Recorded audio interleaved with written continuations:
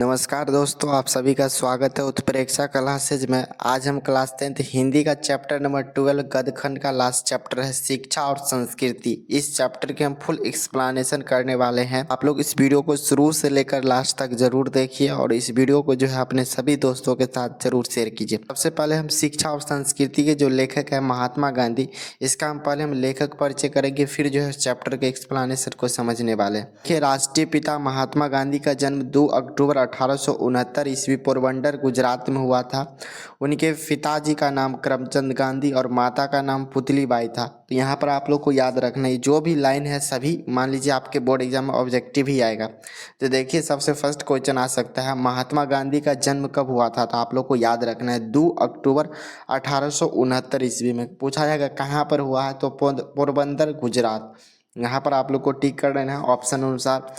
पूछा जाएगा महात्मा गांधी के जो है पिता का क्या नाम था, तो करमचंद गांधी आप लोग को याद रखना है, बचपन में भी पढ़े होंगे। और माता का नाम है पुतलीबाई। तो यहाँ पर आप लोग को याद रखना, पूछा गया महात्मा गांधी के जो है माता जी का क्या नाम था, तो पुतलीबाई। और पिता का नाम करमचंद गांधी। इसका जन्म 2 अक्टूबर 1869 ईस्वी पोरबंदर और गुजरात में हुआ था। अब आगे देखेंगे, उनकी प्रारंभिक शिक्षा जो है पोरबंदर और उसके आसपास में हुई है। उसके जो भी प्रारंभिक शिक्षा था शुरुआती लेवल का, उसका है पोरबंदर में हुआ था और उसी के आसपास हुआ है। 4 दिसंबर 1888 ईस्वी में जो है वकालत की पढ़ाई के लिए जो है university college London, university London गए थे। यहाँ पर आप लोग को याद रखना है, वकालत की पढ़ाई के लिए कहाँ गए थे, तो लंदन गए थे। यहाँ पर आप लोग को याद रखना है कब गए थे, तो 4 दिसंबर 1888 ईस्वी में। बहुत ही महत्वपूर्ण प्रश्न है, याद रखिए। अब आगे देखेंगे 1883 ईस्वी में कम उम्र में ही जो है उनका विवाह कस्तूरबा से हो गया। ऑब्जेक्टिव बनेगा सीधे, महात्मा गांधी की जो है पत्नी का क्या नाम है, तो कस्तूरबा गांधी। याद रखिए, इसका शादी कब हुआ था, तो 1883 ईस्वी में, बहुत ही कम उम्र में हो गया था। जो कि स्वतंत्रता संग्राम और उसके जो है साथ कदम से कदम मिलाकर चली थी। जो भी स्वतंत्रता संग्राम हो रहा था, इसके पत्नी कस्तूरबा गांधी उसके साथ साथ जो भी काम हो रहा है कदम से कदम मिलाकर चले। आगे है गांधी के जीवन में दक्षिण अफ्रीका जो है 1853 ईस्वी से 1914 ईस्वी के प्रवास का ऐतिहासिक महत्व है। ऑब्जेक्टिव बनता है गांधी जी जो है दक्षिण अफ्रीका जो है कब से कब तक रहे थे, तो यहाँ पर आप लोग को याद रखना है 1853 ईस्वी से जो है 1914 ईस्वी तक। फिर बनेगा कब भारत आए थे, तो 1915 ईस्वी में आए थे। यहाँ पर आप लोग को याद रखना है इसके प्रवास का दिन क्या है, तो 1853 ईस्वी से 1914 ईस्वी तक। आगे है वही जो है अंग्रेजों के खिलाफ जो अहिंसा का पहला प्रयोग किया था। वहीं पर जो है बार की बात है, महात्मा गांधी जब शाम से जो है ट्रेन में जो है जा रहे थे वहीं पर अफ्रीका में जो है लंदन में, तो उसको जो है काले गोरे के आधार पर जो है उसको जो है ट्रेन से बाहर फेंक कर दिया गया था। तो उसी समय सोचा था इसको भारत से हम भगा के रहेंगे, तो इसीलिए जो है सबसे पहला जो है अहिंसा मतलब किसी के बिना झगड़ा किए हो मारपीट किए हुए जो है अहिंसा के साथ जो है पहला प्रयोग किया था। तो सबसे पहले अंग्रेजों के खिलाफ किया था। तो यहाँ पर आप लोग समझ गए।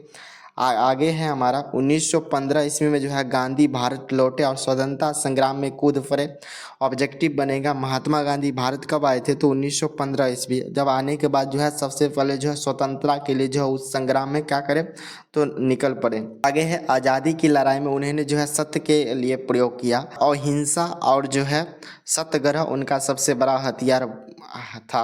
ऑब्जेक्टिव बनेगा आज़ादी जो है किससे किया था, अहिंसा और सत्याग्रह, यानी जो है सत्य के लिए जो है आग्रह करना, यही सत्याग्रह हो जाता है। तो उसका सबसे बड़ा हथियार था। महात्मा गांधी का 2 सबसे बड़ा हथियार क्या था, तो अहिंसा और सत्याग्रह।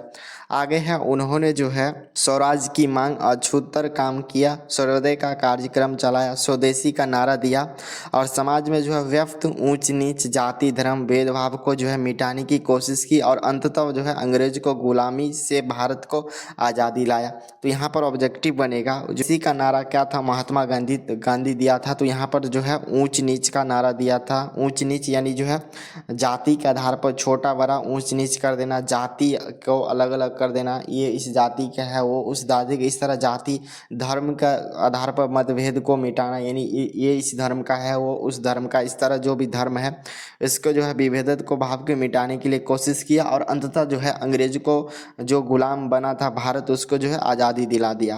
पर आप लोग यहाँ तक समझ गए होंगे। आगे हमारा है गांधी जी को जो है रविंद्रनाथ टैगोर ने महात्मा कहा था। बनेंगे आप लोग से यहाँ से पूछा जाएगा गांधी जी को जो है महात्मा किसने कहा था, तो रविंद्रनाथ टैगोर। ऐसे भी बनेगा रविंद्रनाथ टैगोर जो है महात्मा जी को क्या कहे, महात्मा गांधी को क्या बोले थे, तो महात्मा बोले थे। इस तरह उन्हें जो है बापू, राष्ट्रपिता आदि कहकर जो है राष्ट्र याद दिलाता है, ऑब्जेक्टिव बनेगा। महात्मा गांधी को किस किस नाम से जाना जाता है, तो सबसे पहले महात्मा हो गया, फिर बापू हो गया, राष्ट्रपिता, इस सभी नाम से जो है उसको कृतज्ञ राष्ट्र यादी दिलाता है। आगे है गांधी ने जो है हिंद स्वराज और सत्य के साथ मेरा प्रयोग, ये जो है इसके क्या है, तो पुस्तक है। और हिंद स्वराज जो है महात्मा गांधी के द्वारा लिखे गए हैं। आगे है सत्य के साथ मेरा प्रयोग, तो ये भी जो है उसी के पुस्तक का नाम है। आगे उन्होंने जो है हरिजन, यंग इंडिया आदि पत्रिका भी संपादन किया है। इन्होंने जो है अपने जीवन काल में 2 बुक लिखे हैं, सबसे पहला हिंद स्वराज और सत्य के साथ मेरा प्रयोग, और जो है उन्होंने 2 पत्रिका जो न्यूज़पेपर होता है उसका भी संपादन किया है। सबसे पहला हमारा हरिजन, दूसरा यंग इंडिया, ये जो है 2 पत्र का क्या किए, तो संपादन किए है। उनका पूरा जीवन जो है राष्ट्र के प्रति समर्पित था। उन्होंने जो है जब से जिए तो अपना पूरा जीवन जो है राष्ट्र के लिए निछावर कर दिए। उन्होंने जो है शिक्षा, संस्कृति, राजनीतिक तथा सामाजिक एवं आर्थिक पक्षों पर जो है खूब लड़ा। उन्होंने जो है शिक्षा के लिए, एजुकेशन के लिए जो है बहुत ही लड़े, सांस्कृतिक यानी कल्चर के लिए भी, चरित्र के लिए भी, राजनीतिक जो होता है इसमें भी, सामाजिक जो भी काम होता है उसमें, आर्थिक, ये सभी के लिए जो है खूब लड़े थे। उनका प्रयोग के द्वारा जो है भारतवर्ष फिर से एक उन्नत एवं गौरवशाली राष्ट्र बनने की कोशिश की, और जो उसके जो है प्रयोग से यानी जो उन्होंने जो जो किया उसके प्रयोग से जो है पूरे भारतवर्ष को जो है एक बार फिर से जो है उन्नति यानी आगे बढ़ने के लिए, गौरवशाली यानी जो है उसको गौरवशाली राष्ट्र बनाने के लिए उन्होंने कोशिश की है। आगे हमारा यहाँ पर है 30 जनवरी 1948 ईस्वी में है नई दिल्ली में एक जो है सिरफिरे ने उनकी हत्या कर दी थी। यहाँ पर ऑब्जेक्टिव बनेगा महात्मा गांधी का मृत्यु कब हुआ था, तो 30 जनवरी 1948 ईस्वी में हुआ था। किसके द्वारा मृत्यु हो गया था, तो नाथूराम के द्वारा जो है उनका मृत्यु कर दिया गया था दिल्ली में, ऑब्जेक्टिव याद रखना है। आगे है गांधी की जो है स्मृति पूरे राष्ट्र 2 अक्टूबर को उनकी जयंती मानते हैं, ऑब्जेक्टिव बनेगा महात्मा गांधी जयंती कब मनाते हैं, गांधी जयंती तो 2 अक्टूबर को मनाते हैं उसके जन्मदिन पर। अंतर्राष्ट्रीय स्तर पर उनके जन्म दिवस को अहिंसा दिवस के रूप में भी मनाते हैं, ऑब्जेक्टिव है उसका जो 2 अक्टूबर का जन्म हुआ था उसको किस नाम से दिवस के रूप में मनाते हैं, तो अहिंसा दिवस, यानी जो है अहिंसा यही होता है बिना मारपीट किए जो है आज़ादी लेना, यही जो है अहिंसा होता है। तो अहिंसा के साथ इनका दिवस मनाया जाता था। आगे है हमारा आपके बुक का है यहाँ पर शिक्षा और संस्कृति जैसे विषय पर यहाँ जो है हरिजन यंग इंडिया, यहाँ पर यंग इंडिया जैसे जो ऐतिहासिक पत्रों में जो अग्रलेखों से संकलित संपादित राष्ट्रपिता महात्मा गांधी के विचार प्रस्तुत है। इन्होंने जो है इस चैप्टर लिखा हिंदी का क्लास 10th का शिक्षा और संस्कृति, इस जो विषय है इन्होंने जो है 2 पत्रिका निकाले थे। पहला हमारा हरिजन, यहाँ पर यंग इंडिया 2 पत्रिका लेकर, इसके जो है ऐतिहासिक जो है अग्रलेख में जो है इस चैप्टर के बारे में जिक्र है, शिक्षा के बारे में जिक्र है, संस्कृति के बारे में जो है अपना क्या किए, तो विचार को प्रस्तुत किए हैं। आगे है इस पाठ में जो है उन्होंने जो है क्रांतिकारी शिक्षा दर्शन के अनुरूप वास्तविक जीवन में उपयोगी व्यवहारिक दृष्टिकोण और विचार है जिनके बल पर जो है आत्मा, बुद्धि, मानस एवं शरीर को संतुलित परिष्कार के साथ मनुष्य के नैतिक विकास के लिए जरूरी प्रेरणाएं हैं। इस चैप्टर में क्या क्या बताया गया है, तो यहाँ पर क्रांतिकारी शिक्षा दर्शन के बारे में, वास्तविक जीवन में उपयोगी के बारे में बताया है शिक्षा का, फिर जो है व्यवहारिक दृष्टिकोण से बताया है जिसके विचार पर, बल के बारे में बताया है, आत्मा के बारे में बताया है, बुद्धि के बारे में बताया गया, मानस के बारे में बताया गया, और जो है शरीर को जो है संतुलन किस प्रकार रखे, स्वस्थ कैसे रहे, ये सभी जो है इस चैप्टर में जो है परिष्करण के साथ जो है मानव के जो है मनुष्य के नैतिक विकास के जरूरी जो भी प्रेरणाएं हैं उनसे जो सीखने को मिलता है वो सभी बताएं इस चैप्टर में। आगे है गांधी जी की जो है शिक्षा और संस्कृति की परिकल्पना जो है निरी सैद्धांतिक नहीं है, वह जो है जटिल और पुस्तकीय भी नहीं है।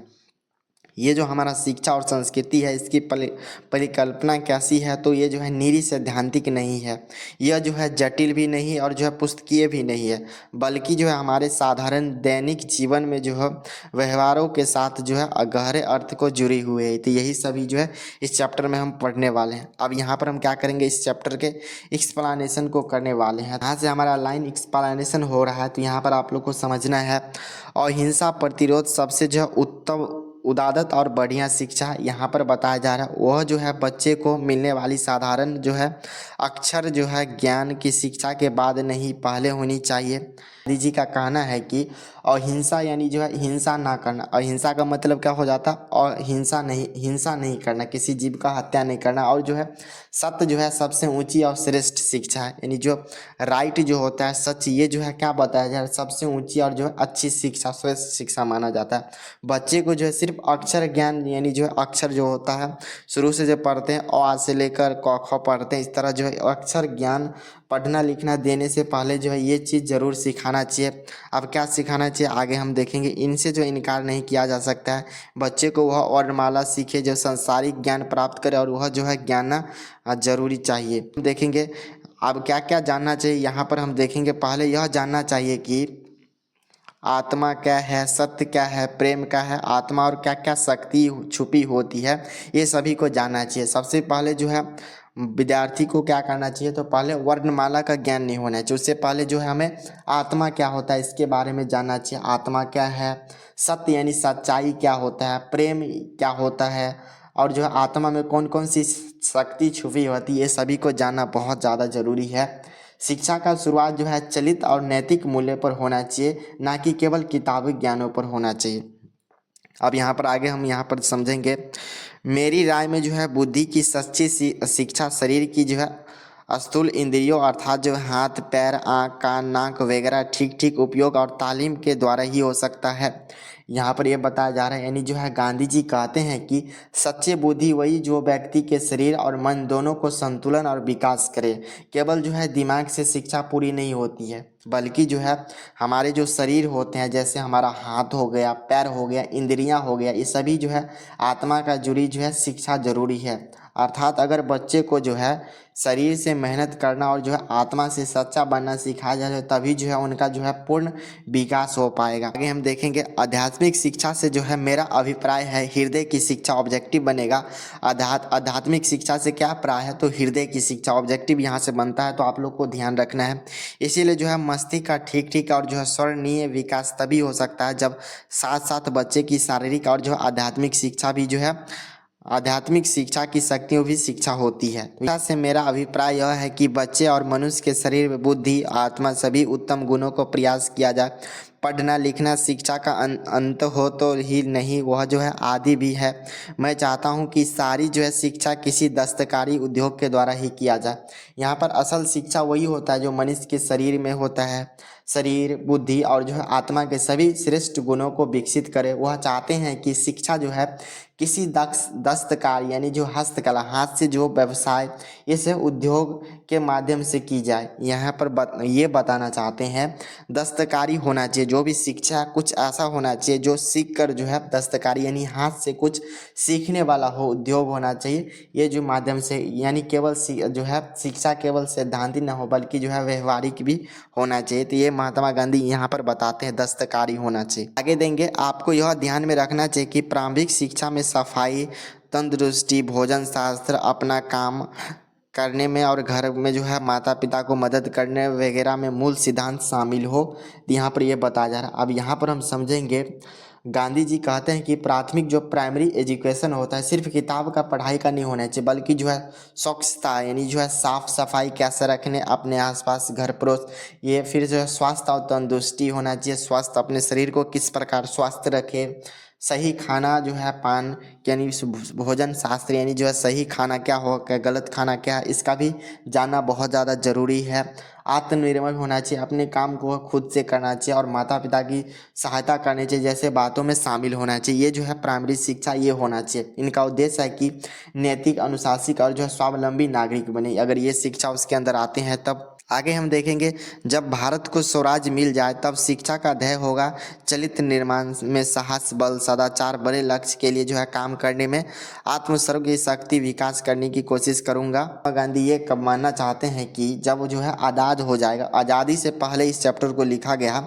आज़ादी यानी स्वराज मिलने के बाद जो है भारत की शिक्षा का सबसे बड़ा लक्ष्य यही होना चाहिए।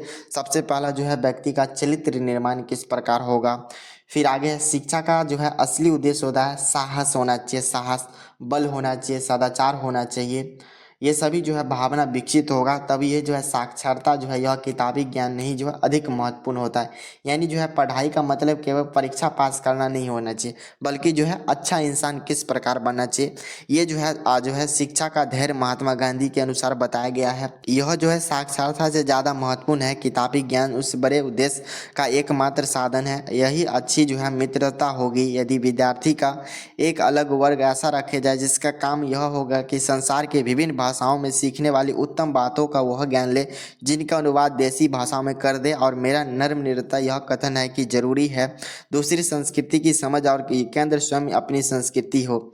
यहाँ पर महात्मा गांधी ये बताना चाहते हैं कि दुनिया की अलग अलग जो भी भाषाएं हैं, जैसे यहाँ पर अलग अलग कंट्री की देखेंगे, कहीं जर्मन होता है, कहीं रूसी, कहीं फ्रांस, इसमें जो भी अच्छे अच्छे जो बात है कुछ ऐसा विद्यार्थी का वर्ग बांट देना चाहिए जो कि जो भी अलग भाषा है उसको जो है अपनी भाषा में अनुवाद करके ये सभी सीख लेना चाहिए। बल्कि जो है अगर दूसरी भाषा का हम शिक्षा लेना चाहें तो उसको सीखना जरूरी नहीं है और उन्हें जो है देसी भाषा में अनुवाद कर भारत लोगों तक पहुंचा। इसका उद्देश्य है कि भारत के विद्यार्थी दूसरे देश की जो है शिष्टा सीखे लेकिन अपनी संस्कृति को ना भूलें। ये बात सही है, दूसरे को सीखना चाहिए लेकिन जो है अपनी संस्कृति को नहीं भूलना चाहिए। यहाँ पर ये बताना चाहता आगे है, ये हमारा लास्ट हो जाएगा। मैं नहीं चाहता हूँ कि मेरे घर के चारों ओर दीवार खड़ी हो जाए और जो है मैं खिड़की बंद कर दिए जाए। मैं चाहता हूँ कि सब देशों की संस्कृति की हवा मेरे घर के चारों ओर अधिक से अधिक स्वतंत्रता के साथ बहती रहे, मगर मैं उनसे किसी में झोंक में उड़ नहीं जाऊंगा। लेकिन मैं नहीं चाहता हूं कि भारतवासी अपनी जो है मातृभाषा को भूल जाएं और उनकी उपेक्षा करें कि उसे शर्मिंदा हो। तो यहाँ पर ये बता गांधी जी कहते हैं कि वे नहीं चाहते हैं कि भारत या कोई भी ये व्यक्ति दूसरे देश की संस्कृति से कट जाए। वे चाहते हैं कि सभी देशों की संस्कृति की हवा जो है अपने घर के चारों ओर स्वतंत्र रूप से बहती रहे। अर्थात हम सभी देशों की जो है अच्छी अच्छी बातों को हमें क्या करना चाहिए, स्वीकार करना चाहिए, एक्सेप्ट करना चाहिए, लेकिन हम अपनी संस्कृति और मातृभाषा को न भूलें। लेकिन ये सभी दूसरे चीज़ को सीखना जरूरी है, लेकिन हमारे देश की जो भी संस्कृति है, मातृभाषा है, उसको बिल्कुल ना भूलें, ना ही किसी देश विदेशी संस्कृति के झोंके में अपनी पहचान खो दे। यह सारा जो है हमें जो है विश्व बंधु की भावना रखनी चाहिए, पर हम अपनी भारतीयता और भाषा पर गर्व होना चाहिए। तो ये सभी जो है हम इस चैप्टर में पढ़ते हैं। एक बार हम इस चैप्टर में क्या क्या पढ़े हैं उसको हम एक बार क्या करते हैं समरी के रूप में समझ लेते हैं। गांधी जी के अनुसार जो है सबसे पहले शिक्षा का उद्देश्य केवल अक्षर ज्ञान नहीं होना चाहिए बल्कि चरित्र किस प्रकार निर्माण होगा ये हम सीखें। आगे है अहिंसा, सत्य और प्रेम की शिक्षा सबसे अच्छी शिक्षा मानी जाती है। अहिंसा अगर ना हो यानी सत्य और प्रेम के साथ जो ये सबसे अच्छी शिक्षा मानी जाती है। शरीर में जो है शिक्षा में शरीर, मन और आत्मा का संतुलन विकास होना चाहिए। अगर शिक्षा ग्रहण कर रहे हैं तो ये सभी होना बहुत ज़्यादा जरूरी है। शिक्षा जो है व्यावहारिक यानी जो है दस्तकारी और औद्योगिक से जुड़ी होनी चाहिए, ना कि सिर्फ किताबी ज्ञान होना चाहिए। बच्चे को जो है स्वच्छता, आत्मनिर्भरता और सेवा भाव से जो है शिक्षा मिलना चाहिए। आगे है भारत में अपनी संस्कृति और भाषा को संभालते हुए अन्य देश की अच्छी बातों को सीखना चाहिए और जो है अच्छी बात सीखें तो अपनी जो संस्कृति है उसको भूलना नहीं चाहिए। तो यही हम इस चैप्टर में पढ़ते हैं।